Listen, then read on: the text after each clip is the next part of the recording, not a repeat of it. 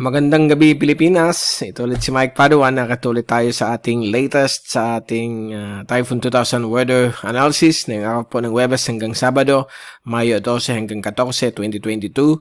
At ito po ang ating Tagalog version. So, umpisa natin ang update. Simula nung pagkatapos ng Philippine election, ngayon lang tayo nagbalik. Dahil medyo busy po tayo for the past few days. So ito po yung ating GraphSat. Ngayong araw na ito ng Huwebes hanggang bukas Biyernes. Wala pa rin tayong inaasahan na bagyo. Although meron po tayong panibagong LPA. Napakihina naman po ito. Si 91W. Nasa malapit po sa Davao Oriental. Around 160 kilometers east of Davao. O Davao City.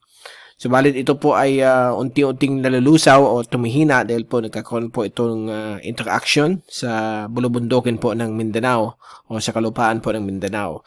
So ito po naka-embedded po sa aktibong ITZC mula sa Mindanao hanggang dito po sa may Marshall Islands, across the Micronesia o sa may Caroline Islands.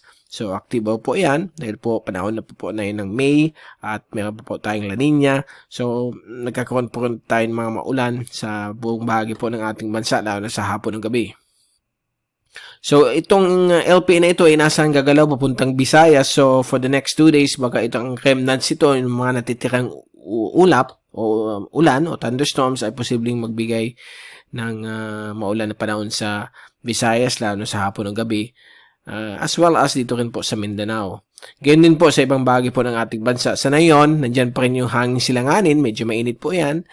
At sumisimoy po dito sa may Kabikulan, Eastern Visayas o Silangan, Kabisayaan. At dito rin po sa may coastal areas po ng extreme northern zone. Kasama po ang Batanes, Babuyong Cubao Islands. Dito naman po yung hangin ay galing sa Timog Silangan. Yung Timog Silangan na hangin. Okay, so ito po ang kombinasyon nitong dalawa.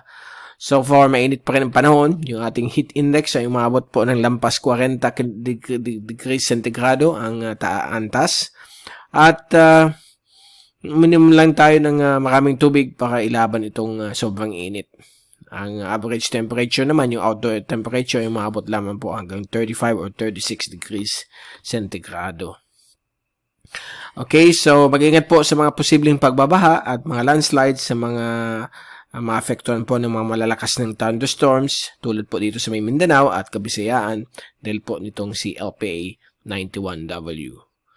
So, gaya na sinabi ko, mababa po ang chance nito na maging ganap na bagyo. At dito naman po sa may taas, meron po tayong kumikilos na frontal system sa may Japan. Nagbibigay rin ng mga maulan na panahon sa katimugang China at Taiwan. At sa fast animation, so makita po ninyo pagdating ng hapon, lumalabas po yung mga kumpul-kumpul na mga thunderstorms sa iba't ibang bahagi po ng ating bansa. Sa zoom in satellite animation, makita natin dito sa windy.com yung mga thunderstorms na nabubuo po sa mga oras na ito. Tulad po dito sa may Central Luzon, sa may Tarlac, Pampanga area. Gayon din po dito sa may area po ng Cordillera at Benguet regions o mountain range ng Benguet at Ilocos region. Dito rin po sa may Kabikulan, may mga areas po na may mga ulan. Tulad po dito sa may Camarines Norte at ibang portion po ng Camarines Sur. Dito po sa Naga, may mga padaan-daan pong mga light rain, pero hindi naman pong kalakasan, hindi tulad kahapon na medyo malakas po yung ulan. Maganda naman po ito, nakakatulong po sa mga farmlands, agricultural areas ng ating rehiyon. Nakikita rin po natin mga thunderstorms sa Northern Samar at dito rin po sa may Mindanao, medyo mas grabe pong ulan po dito dahil po sa lumalapit na LPA. Ito po yung LPA, halos wala na pong ulap at yung epekto ng ITZZ ay nagbibigay pa rin mga malalakas na mga ulan, mga tagpagulog at pagkidlat dito po sa malaking bahagi po ng Mindanao. Ganoon din po sa may Visayas, gaya na yun, meron dito sa maliit na areas po ng Panay Island. Pagdating sa forecast naman po mula sa European model from the windy.com app, nakita po natin bukas po ng usually every morning okay naman po ang panahon except for Mindanao, may mga thunderstorms pa rin. But on the afternoon, sa hapon, gaya ng Biyernes, bukas po ng hapon, inaasahan pa rin po mga thunderstorms sa malaking bahagi po ng ating bansa, katulad ng Ilocos at Cordillera regions. Dito rin po sa Eastern Visayas at magiging mas malakas po ang mga thunderstorms dito po sa Central at Southern Mindanao. So kasama po dyan Sorsogon at dito rin sa may Bukidnon, portion ng Davao region at dito rin po sa may Zamboanga Peninsula. Pagdating naman po ng Sabado ng hapon, ayan po, medyo kumakalat na yun ang mga thunderstorms o may mga pagulog at pagkidlat sa malaking bagay po ng ating bansa.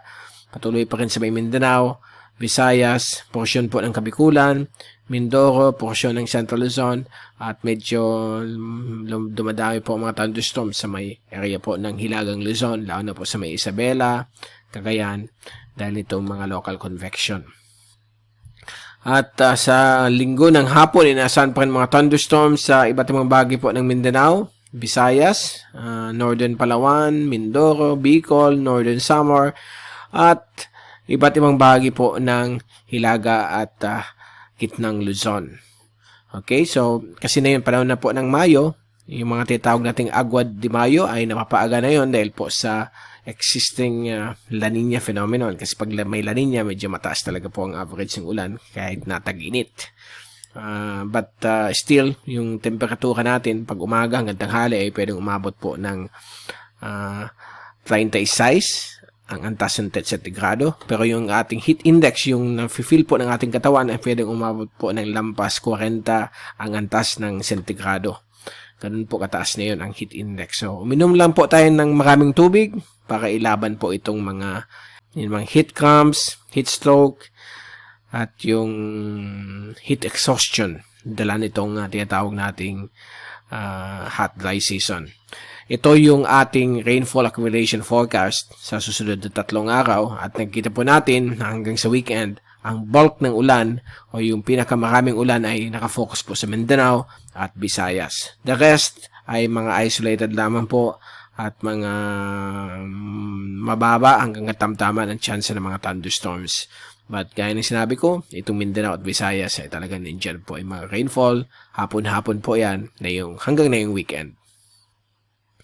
At ito yung wind forecast naman po for the next 3 days hanggang linggo.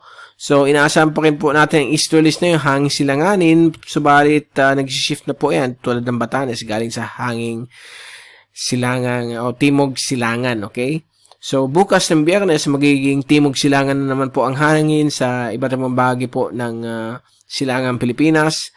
Subalit sa kalagitnaan po ng Pilipinas, sa may Luzon, Visayas at Mindanao ay magiging kalmado po at variable ang hangin at magkakos po ng more thunderstorms na po sa hapon. Dahil po, ang mga thunderstorms, lumalakas po sila o nagde-develop kapag wala masyadong hangin at nagkakaroon po ng iba't ibang convergence, okay, ng hangin sa every level ng atmosphere. So, it will pave way na magkakaroon po ng patuloy na pag-evaporate ng mga cloud mass and tinatawag nating air mass na mag-create po ito ng mga makakapal na mga cumulonimbus, thunderstorm clouds. So, in return, magbibigay po ng more thunderstorms. So, nakita po natin hanggang Sabado at Linggo, ang buong Pilipinas ay magkakaroon po ng variable winds, pa iba-ibang direksyon ng hangin.